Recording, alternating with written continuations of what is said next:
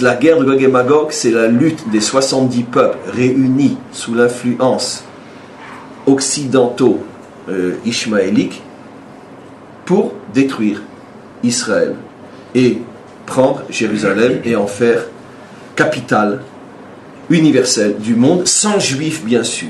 Le miracle qui va se produire, et le Malbim qui a vécu il y a 200 ans nous l'a expliqué, c'est que comme le projet officiel c'est de reprendre Jérusalem, au moment où ils croiront qu'ils sont prêts de l'avoir repris, Ishmaël, on peut lui faire confiance, va s'adresser à Edom et dire: et au fait, une fois qu'on aura Jérusalem, ça sera la ville de l'islam ou la ville de la chrétienté? Et l'autre va dire: oh, j'y avais pas pensé, bon, on l'a qu'à partager, parce que lui c'est l'élan du cœur, c'est le chrétien. Ishmaël veut répondre: mais nous, on ne partage que les corps, on ne coupe que les gens, on ne partage pas. Et donc ils vont s'entretuer. Et finalement, au lieu de terminer le travail qu'ils auront commencé, ils vont s'effondrer aux portes de Jérusalem. Parce que finalement, ils ne se mettront jamais d'accord sur le partage du butin. Avant même de l'avoir, en étant sûrs qu'ils vont l'avoir, ils commenceront à discuter sur l'après-conquête. Ils ne vont pas se mettre d'accord. Et c'est comme ça que Israël va être sauvé in extremis. Mais quoi qu'il en soit, Itnagdut zu bechol atzmuta,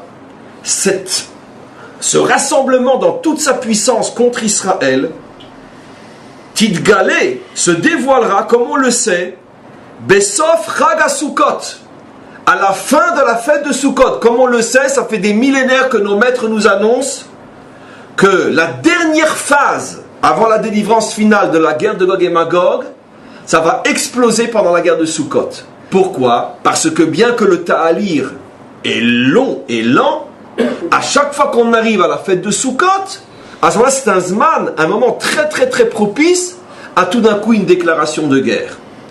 Pas forcément militaire, pas forcément, mais une déclaration de guerre encore plus politique, genre un embargo, un truc, un machin, des grands coups. Ou tout simplement qu'ils lancent le Hamas contre nous, la djihad, etc. Parce qu'ils ne vont pas se salir à nous faire la guerre. Ils ont aujourd'hui le Hamas, le djihad, pour faire le travail à leur place. Quoi qu'il en soit, Besof Chag HaSukkot. Boanu Mak. Et maintenant, regardez ce qu'il va dire. Au nom de Rabbi Tzadok HaKohen Milouvlin, qui était un très très très très grand maître, qui était un chassid, pas un élève direct, mais un élève des élèves du Baal Shem Tov, qui explique pourquoi la fête de Sukkot. Et vous allez voir quelque chose d'absolument fabuleux, qu'on connaît déjà, mais redit d'une manière extraordinaire. Pourquoi? Parce que pendant la fête de Sukkot, mes amis, nous apportions au temple, entre autres, 70 vaches. Et ces 70 vaches, disent nos maîtres, étaient 70 offrandes que l'on répartissait tout au long des 7 jours de la fête de Sukkot, en honneur des nations, comme pour montrer que les nations ont une place dans notre cœur et dans notre service, et dans la maison du maître du monde, parce que la vocation d'Israël n'est pas que pour lui-même, mais pour amener toutes les nations à servir Hachem. Et donc on apportait ces 70 animaux. Le Zohar dit que par le mérite de l'apport pendant des siècles de ces 70 vaches au temple pendant la fête de Sukkot, les nations, et chacune en relation avec sa propre offrande qu'on apportait en son nom, les nations recevaient le flux de bénédictions et de réussite tout au long de l'année.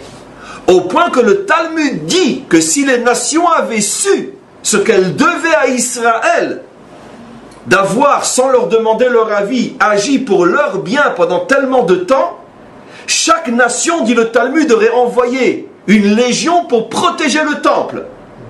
Pourquoi spécialement la fête de Sukkot? Puisque c'est la fête qui symbolise justement tout ce que Israël fait pour les nations.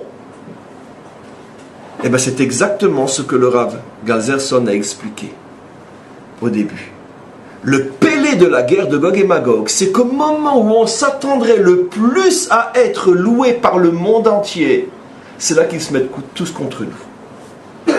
Au moment où le monde entier devrait célébrer la grandeur des soldats d'Israël qui préfèrent mourir plutôt que de toucher, si on peut l'éviter, un enfant palestinien, et que si l'enfant palestinien est touché, c'est parce qu'il a sur la tête une carabine de son oncle, ou peut-être même de son père, ou de son frère, ou de son neveu, ou de son beau-frère qui lui dit, si tu bouges, je te tire dessus, poste-toi à la fenêtre pour recevoir l'obus en pleine figure, pour que je puisse après prendre une photo de ton visage déchiqueté, au lieu que le monde entier qui a les photos de ce qui se passe, disent, regardez cette armée qui met en péril ses enfants, pour essayer de protéger au maximum la population tenue en otage par des monstres, on voit déjà se faufiler la prochaine et future très rapide condamnation à l'ONU pour les crimes barbares d'Israël. Comment c'est possible? Eh bien la réponse est dans la Torah, mes amis, nous dit le maître.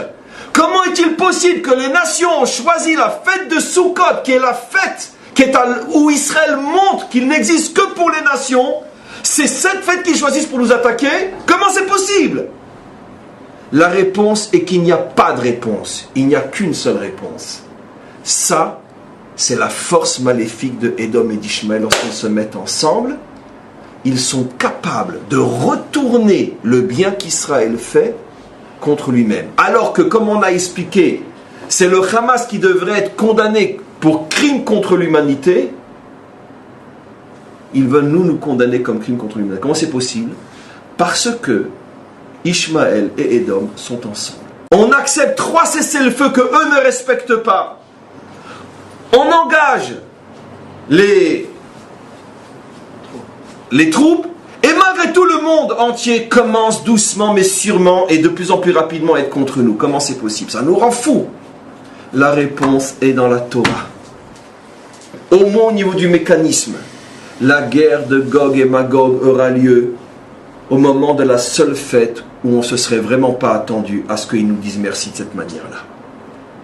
Maintenant, ça n'explique pas encore le mécanisme, mais ça nous permet au moins de comprendre que ce que nous vivons n'est que l'expression la plus profonde de mécanismes déjà placés dans la Torah il y a des millénaires.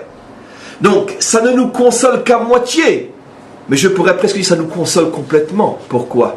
Parce que si c'est un mécanisme prévu par la Torah, c'est qu'il a forcément un sens extraordinaire pour nous. Et comme on sait aussi que c'est précisément de la guerre de Gog et Magog que l'on sortira vainqueur pour rentrer dans la délivrance finale et éternelle, on comprend que ce processus insupportable à nos yeux aujourd'hui est véritable annonciateur de notre délivrance définitive, aussi difficile que ça soit au présent.